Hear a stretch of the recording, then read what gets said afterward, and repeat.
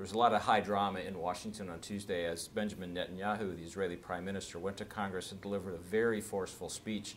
basically arguing that the deal that President Obama is, along with his international partners, negotiating with Iran to curb its nuclear deal is a bad deal. He said it explicitly, this is a bad deal and ought to be scrapped.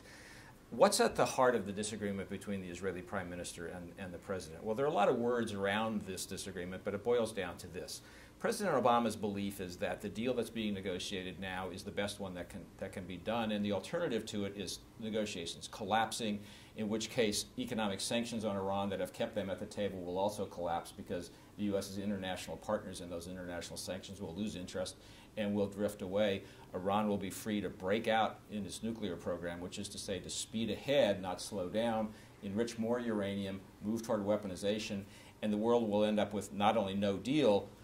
but also no way to stop the nuclear program that the Iranians have now. The Netanyahu view of these negotiations seems quite different. The Netanyahu view seems to be that it is possible to walk away from these negotiations from now saying we need a better deal than this, one that reduces your nuclear program even further, that the